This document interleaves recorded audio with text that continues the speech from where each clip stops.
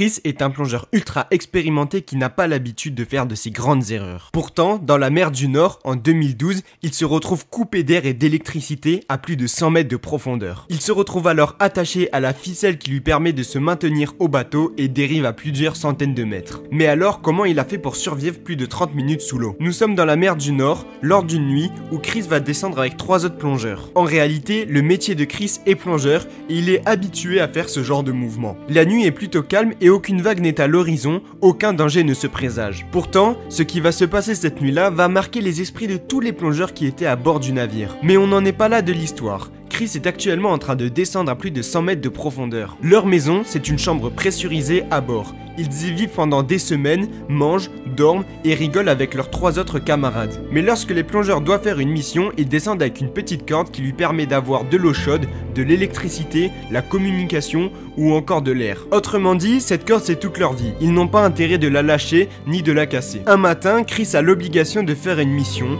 Il part alors comme d'habitude sous l'eau. Mais quelques secondes plus tard, des ordres fusent à la radio. En effet, le bateau est en train de dériver et la traction est en train de se créer. Alors Chris essaye de toutes ses forces de revenir, mais quelques secondes plus tard, la corde lâche et il se retrouve tout seul, dans le noir, sans air, au froid. Autrement dit, il est très mal parti. Chris reste immédiatement rationnel.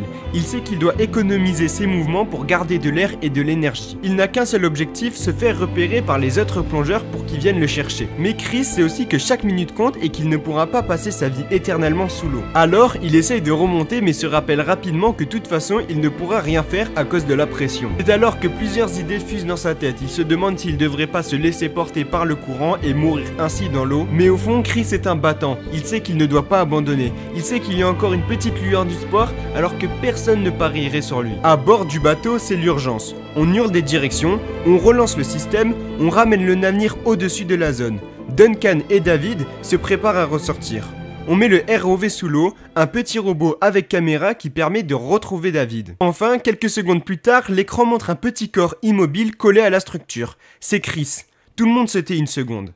Puis, tout repart. On oriente la cloche, on aligne, on descend. Les plongeurs aperçoivent quelque chose. Chris respire encore. Il est encore vivant et on peut encore le sauver. Alors tous les plongeurs redoublent d'efforts pour pouvoir essayer de sauver Chris. Duncan et David, les 2 autres plongeurs, sortent, glissent jusqu'à glisse, ils le saisissent avec un harnais et lui passent un détendeur de secours. Mais Chris et David savent aussi très bien que la partie n'est pas gagnée. Ils doivent encore faire face à la pression, le froid et surtout la profondeur. Geste après geste, les 2 autres plongeurs réussissent à le ramener dans la petite maison dépressurisée. On met directement une couverture de survie sur Chris et on lui applique les premiers gestes de secours. Quelques secondes plus tard, tout le monde explose de joie. On voit enfin que Chris ouvre les yeux. Il ne parle pas, il ne respire pas beaucoup, mais il est content. On le voit au fond de lui. Chris est très rapidement amené à l'hôpital et on fait de nombreux examens pour comprendre comment il a survécu.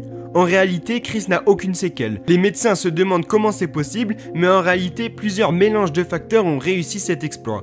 En effet, le froid a permis de ralentir l'oxygène, l'immobilité de Chris l'a aussi aidé, de petites bulles d'air qui ont réussi à conserver le sang de Chris. Quelques semaines plus tard, Chris était déjà à pied et il a pu raconter cette histoire à de nombreux journaux télévisés et à raconter comment il s'est senti au fond de l'océan. Alors si vous avez aimé cette histoire, n'hésitez pas à vous abonner et à regarder mes autres vidéos sur la plongée. Je publie 2 vidéos par jour sur la plongée et une vidéo longue d'histoire de plongée sur les plongées les plus insolites qui s'est passé. Donc n'hésitez pas à aller voir mes autres vidéos, ça me ferait vraiment très plaisir et dites-moi en commentaire si vous avez aimé cette vidéo de plongée. Merci beaucoup pour votre écoute.